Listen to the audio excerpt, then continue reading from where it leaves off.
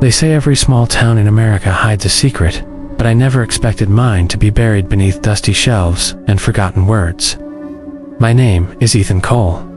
Until last year, my life was as ordinary as the morning paper. Small routines, small victories, small disappointments.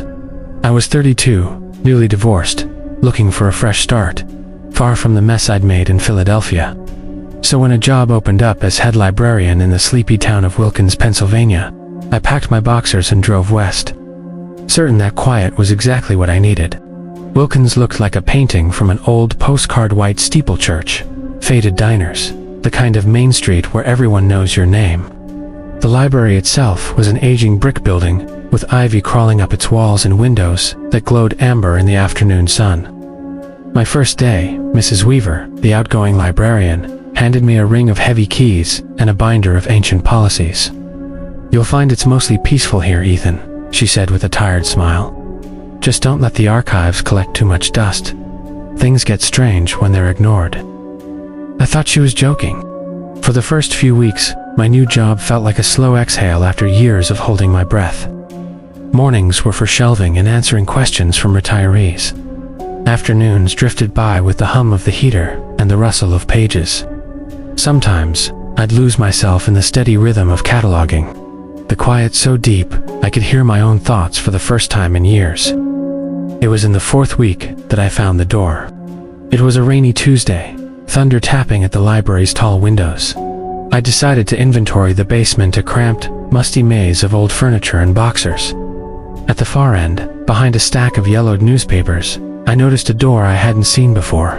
It was narrower than the others, painted the color of wet stone, with an old brass handle and a lock that looked untouched for decades. One of the keys on Mrs. Weaver's ring fit perfectly. The hinges groaned as I pushed it open. The air inside was cold, dense with the smell of old paper and something else, a faint scent like burnt sugar.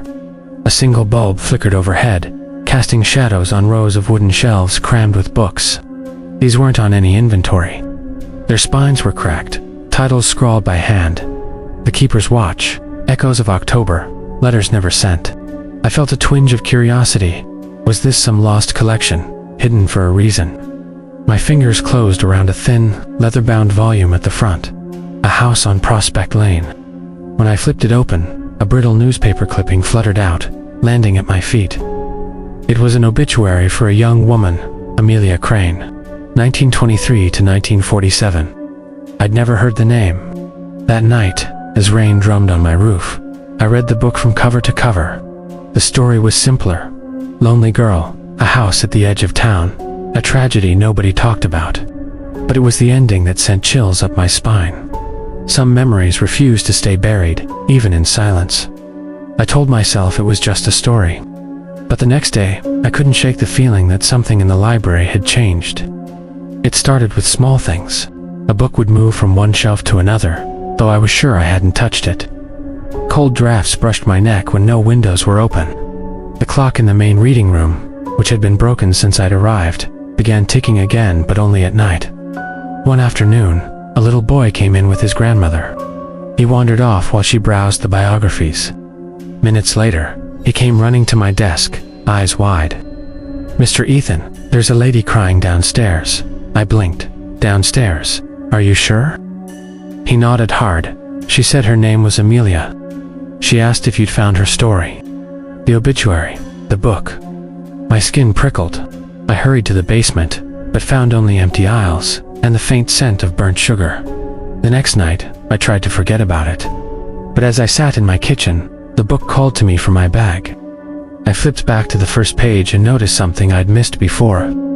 Faded inscription in neat, looping script. "Remember me." I barely slept. By the end of the week, strange things were happening every day. Shadows flickered in the corners of my vision. The basement door sometimes swung open by itself.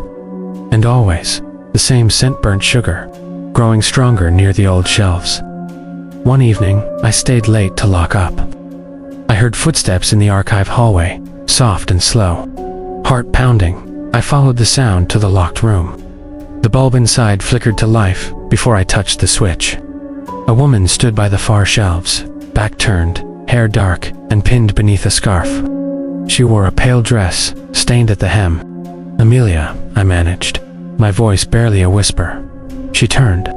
Her eyes were deep pools of sorrow. "You found my story," she said, voice echoing like a memory. "But no one else remembers." I felt rooted to the floor. "What do you want?" "Finish what was started. Let them remember. Then I can rest." She faded as suddenly as she'd appeared, leaving the scent of burnt sugar hanging in the air. The next day, I searched the town's archives and old news clippings. Amelia Crane's name appeared in a handful of records. Her family had lived on Prospect Lane, her father a miner, her mother a seamstress. Amelia herself had been a promising writer, publishing stories in the Wilkins Gazette before her sudden death at 24. The cause was never listed. No one in town seemed to remember her. When I asked Mrs. Weaver, she frowned. "Amelia. There were rumors long ago." Sadness hung over that family. Folks said the house on Prospect Lane was cursed. But people forget things they want to forget. That night, I returned to the secret room and picked up the next book. Letters Never Sent. This time, the story belonged to a man named Robert, a World War II veteran who'd returned home with nightmares he couldn't shake. Inside was an old letter, unsent, addressed to his wife. The following afternoon, an elderly man wandered into the library, his face familiar from a photo I'd seen in the archives. He stared at me, tears in his eyes, and pressed a letter into my hand. "I never got to say goodbye," he whispered. "Thank you for remembering." He turned and left, leaving me cold and breathless. It kept happening. Each book I read unleashed another story. Another spirit looking to be heard, a young girl lost in a fire. A teacher accused of something she hadn't done. A boy who disappeared in 1962. Every time, someone or something from the past seemed to find peace once their story was uncovered and shared. Word spread that the library was special. People began bringing old letters, photos, family records, hoping to find answers to their own mysteries. For the first time in my life, I felt needed part of something bigger than myself. But with each new memory uncovered, the weight of sorrow in the building grew heavier. Sometimes at night, I'd see figures moving between the shelves, feel hands brush my shoulder, or hear voices whisper my name. I tried not to be afraid. I reminded myself that all they wanted was to be remembered. And yet, some nights, I wondered if I would ever be able to stop. As fall approached, the town held its annual Heritage Festival. At the urging of Mrs. Weaver, I put together a display of the lost stories of Wilkins' photographs, letters, old books, and handwritten accounts. People lined up to read about their neighbors, their ancestors, their own forgotten histories. On the last night of the festival, as I was locking up, I felt a sudden, overwhelming peace settle over the library. The air seemed lighter. The shadows no longer clung to the corners. In the secret room, one final book remained.